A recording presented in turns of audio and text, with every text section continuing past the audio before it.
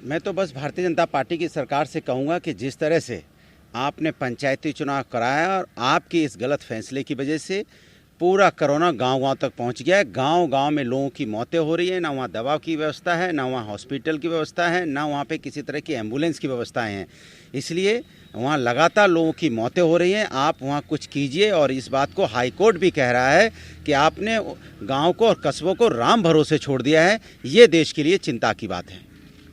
है कि सरकार ने, केंद्र सरकार ने जो फर्टिलाइजर पे सब्सिडी मिलती थी उसको 140% के हिसाब से बढ़ा दिया है और अब तक का ये ऐतिहासिक एक फैसला लिया गया है कि केंद्र सरकार की तरफ। अगर ऐतिहासिक फैसला लेना है तो जो आपने 3 कानून बनाए हैं, पहले तो किसानों के लिए वो वापस कर लीजिए। दूसरी बात, आपने किसानों के साथ वादा किया था 2014 में, हम आएंगे किसानों की इनकम दुगुनी कर देंगे, तो उसके हिसाब से तो अब किसानों की इनकम तिगुनी चौगुनी होनी चाहिए थी।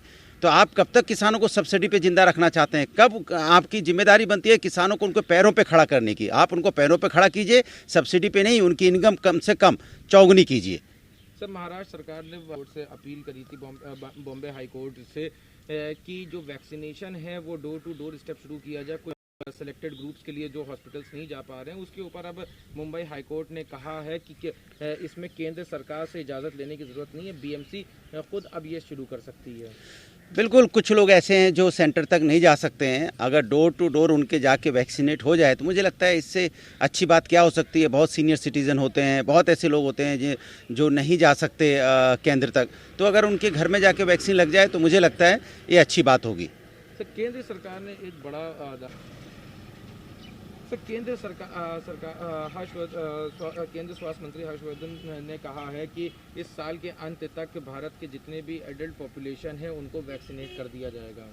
मैं तो सरकार से बस इतना पूछना चाहता हूँ, सरकार समय रहते अगर आप वैक्सीन का ऑर्डर दे दिया होता तो शायद अब तक हमारे देश में ज़्यादा लोग वैक्सीनेट हो गए होते। लेकिन वैक्सीन की कमी की वजह से यहाँ पे लोगों को वैक्सीन नहीं लग पा रही है। ये हमारे देश के लिए चिंता की बात है और सरकार जिस तरह के वादे करती है उस पर विश्वास करना थोड़ा मुश्किल होता है। चीफ ने कहा है कि जिस तरीके से अभी वैक्सीन को लेकर जो नई नीति बनाई जा रही है कि जो भी आदमी एक बार कोविड से रिकवर होगा तो उसके 6 महीने के बाद उसको वैक्सीन वैक्सीन लग सकती है। तो उसमें आईएमए के चीफ ने का कहना यह है कि 6 महीने के बाद लगाने का मतलब एक बहुत बड़ा थ्रेट होगा।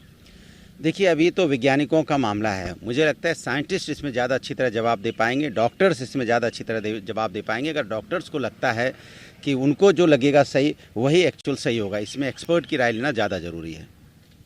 सर, जो उसको लेके प्रधानमंत्री ने गुजरात के लिए 1000 रुपये का 1000 करोड़ का फंड दिया है राहत के लिए की घोषणा करी है। गुजरात के लिए तो मुझे लगता है अलग, यहाँ तो महाराष्ट्र के लिए भी कर दीजिए। जिस तरह का तूफ़ान आ रहा है, गुजरात, महाराष्ट्र, मुझे लगता है ये या दूसरे और प्रदेश हैं, सब हिंदुस्तान के अंदर में आते हैं। और मुझे लगता है सरकार को जो हिंदुस्तान के जो भाग, जो स्टेट ये तूफ़ान से प्रभावित हुए हैं, सबकी मदद केंद्र सरकार को करनी चाहिए।